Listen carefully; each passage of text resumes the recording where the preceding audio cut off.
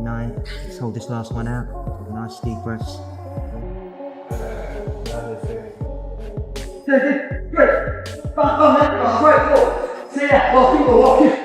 He's quite upset about the situation, what happened in the first fight, but you can't change it. It is what it is. And he obviously wants to put in his mind. He's simply not prepared. No sugarcoating it. Seasoned boxing insiders are tearing down the illusion. What they see in Dubois isn't growth, it's regression. Going into a fight with someone as technically sharp and relentless as Usyk with half-hearted preparation, that's not bold, that's reckless. Instead of leveling up, Dubois seems to be falling further behind, and the boxing world isn't staying silent about it anymore.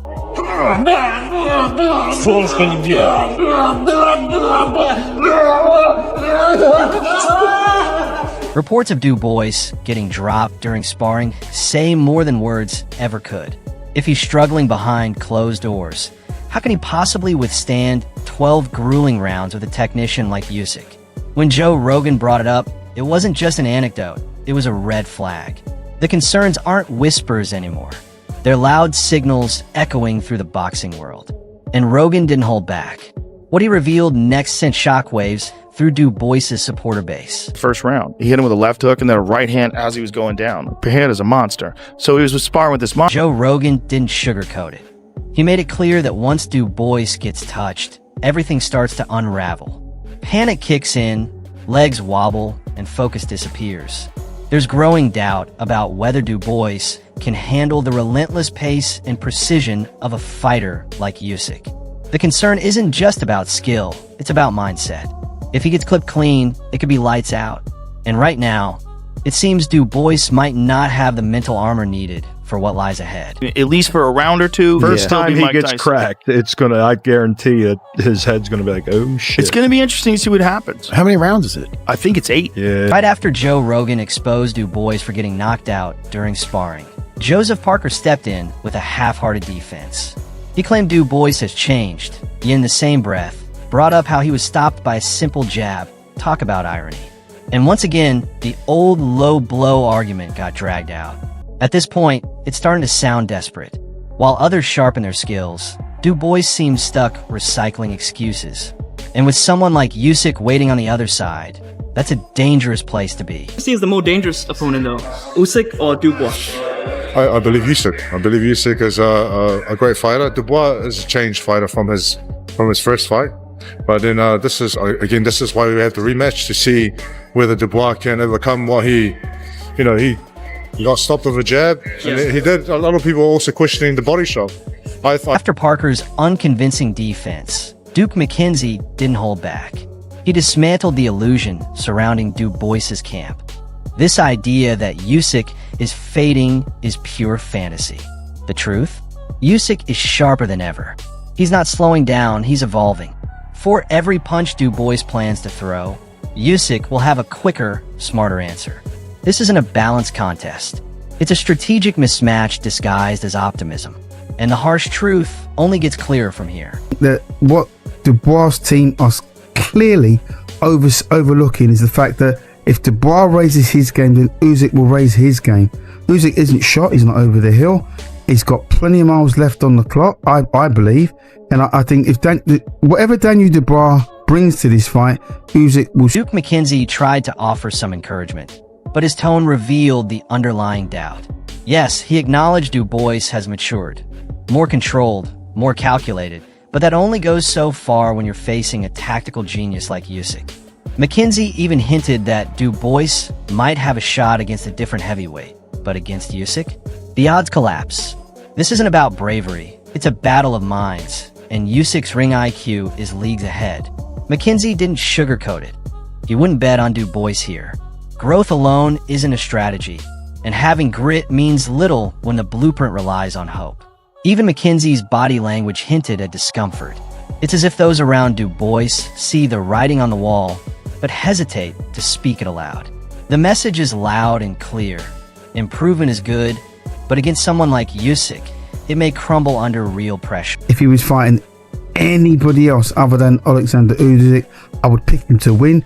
But what they're convinced... You think he is number 2 heavyweight in the world right now? Yeah, absolutely. Carl Froch didn't hold back. He dismantled the last thread of defense Dubois supporters were clinging to, the so-called low blow controversy. With his trademark bluntness, Froch clarified that the punch landed on the waistband, squarely in foul territory. There was no gray area, and yet Dubois and his camp pushed that moment as their entire argument, trying to rewrite the narrative to gain sympathy instead of owning up to reality. Froch cut through the noise with sharp honesty, reminding everyone that a true champion like Usyk would have continued if the shot were legal. This wasn't just about a single punch, it revealed a mindset. Dubois didn't just lose in the ring, he checked out mentally. Rather than stepping up, he leaned into excuses, masking poor preparation with controversy. And Froch's comments wiped away any remaining illusions. What's left now is a raw truth. Questionable work ethic, pressure-induced collapse, and a lingering unwillingness to take responsibility. With Froch's takedown, Dubois is exposed. And as if the truth wasn't stinging enough, boxing icon Floyd Mayweather enters the conversation and redirects the spotlight to what true greatness really looks like. Yeah, this is a good shot, it's a body shot. The referee didn't do that. Bottom part of the glove was on the actual shorts, on his scrotum area, really quite low, too low really. So it was a legitimate low blow. Had Usyk been told that's not a low blow, and when a legend like Floyd Mayweather, undefeated and one of the greatest tacticians the sport has ever seen, calls Oleksandr Usyk a serious threat with a deep, decorated amateur background, it's not just admiration. It's a reality check. Floyd doesn't throw out compliments unless he means them. He's witnessed Usyk up close, behind the scenes, and understands the depth of his craft, something most fans overlook. Usyk isn't just skilled. He's built from championship experience and Olympic gold, while Dubois is still patching weaknesses and focusing on PR recovery. Usyk is refining weapons sharpened through years of elite battles.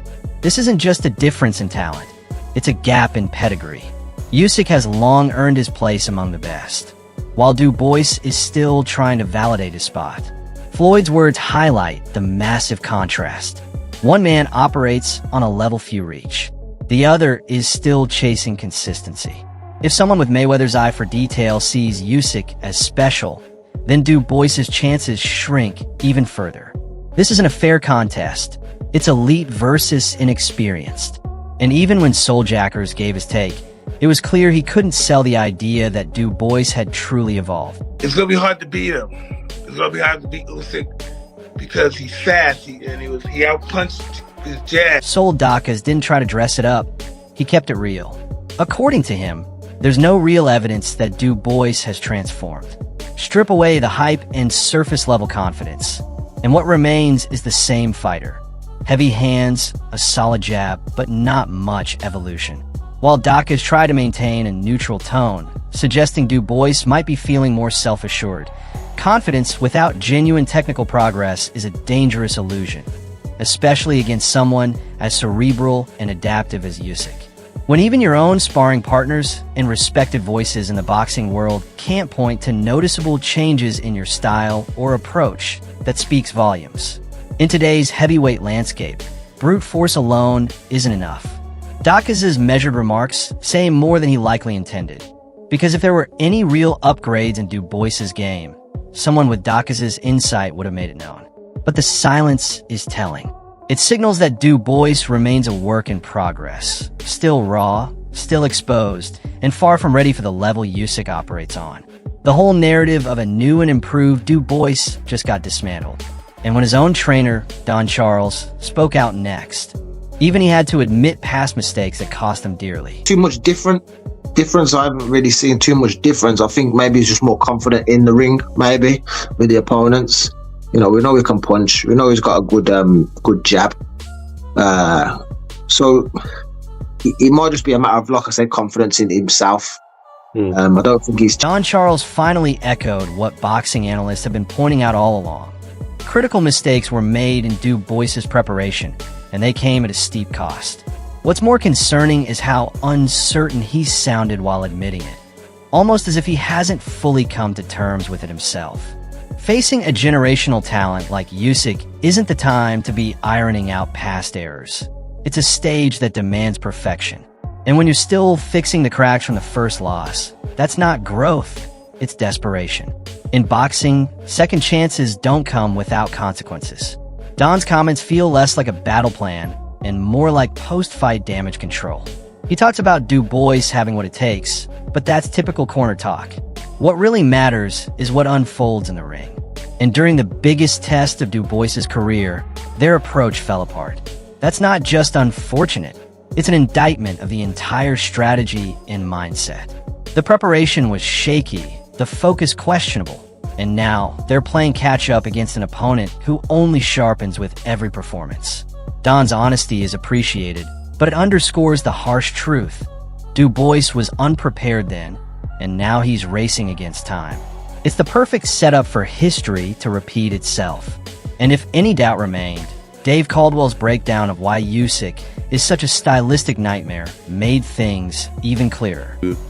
Believe in Daniel Dubois as a fighter, that he's got what it takes to be successful against Alex. Dave Caldwell gave Dubois a bit of credit, noting his aggressive spirit and rising confidence. But then came the reality check. Usyk, he said, isn't just another opponent. He's a different breed altogether. That wasn't said lightly. It was a clear caution. Even acknowledging the battles Usyk has endured, including where from elite matchups, Caldwell made it obvious. The Ukrainian technician still operates in a completely different league. He broke it down simply. Strip away the controversy, forget the claims of a low blow, and what remains is a masterclass. Dubois had no solutions, no ability to adapt, and no instinct to survive once Usyk turned up the pressure. That outward confidence? Just a mask. Deep down, it's clear to everyone in the game. Usyk is the kind of fighter Dubois can't figure out. His movement, his timing, his command of the ring. It's more than just refined technique, it's psychological warfare. Caldwell didn't try to build false hope. He simply pointed to what the replays have already shown. Even a slightly faded Usyk still picks Dubois apart without breaking a sweat. And if Dubois walks in again, thinking brute force will change the story, this won't be another controversial finish. It'll be a complete unraveling. Then came Adam Smith, with perhaps the boldest statement of all, and not a single person disagreed. Good fight. Where Dubois is now, he's very confident, very bullish, but Usyk's older, he's had more wear and tear. The fights with Fury have taken a lot out of him. Don't underestimate that. But Usyk's he's a different animal. It's a different animal. And ultimately, you got to remember, take away that one shot, whether you thought it was low or not, that one bit of drama, take away. Adam Smith doesn't pull punches. He flat out calls Usyk the best fighter of this generation, and he backs it with facts. From clearing out the cruiserweight division to beating Anthony Joshua twice and outsmarting Tyson Fury, Usyk's track record isn't built on hype. It's built on dominance. Meanwhile, Dubois is still figuring out who he is in the ring. There's no need for Smith to even bring up Dubois. The gap is too obvious. Usyk is a master of strategy, a general in the ring, a rare talent who comes around once in a lifetime. Dubois? He's still busy debating low blows and claiming evolution in training camps. Usyk's resume speaks louder than any promo. And when a seasoned analyst like Adam Smith says, "You're the best of your era, you've already won half the battle," it's not a compliment. It's a verdict. Dubois is entering the battlefield with a paper crown against a champion armed with legacy and precision. This won't be a war. It'll be a dismantling. Clinical, cold, and inevitable. Oleksandr Usyk is the best fighter in boxing, period. Of this generation, what he's done at cruiserweight, what he's done at heavyweight, what he's done to all the other British fighters, to do the double over AJ, the double over... After everything we've seen and heard, one truth stands above the rest. Daniel Dubois isn't just physically overmatched, he's mentally outgunned. And the boxing world isn't quietly concerned, they're sounding alarms. From Joe Rogan leaking knockout stories from sparring, to Carl Froch dismantling the low-blow myth, and Adam Smith crowning Usyk the best of this era, it's unanimous. Yes, Dubois has power. Yes, he's got size. But none of that matters when you're steps behind in footwork, fight IQ, and stamina. When your own trainer admits to critical errors in the first showdown, you're not chasing redemption. You're walking into another reckoning. Dubois is framing this as his comeback story, but he's not the hero. He's the twist Usyk will unravel again. What's truly on the line? Everything. If Dubois shocks the world, he flips the heavyweight landscape. But when Usyk once again shows he's from another league, it erases every excuse Dubois has ever clung to. This is no longer about titles. It's about legacy, reputation, and the undeniable difference between good and greatness. Usyk fights to confirm his place in history. Dubois fights to erase humiliation. Oh, here's the real question. Are you betting on Dubois to rewrite the script? Or are you ready to witness Usyk prove once more why he's in a league of his own? Drop your answers in the comments, because this isn't just a fight, that it's a war of belief.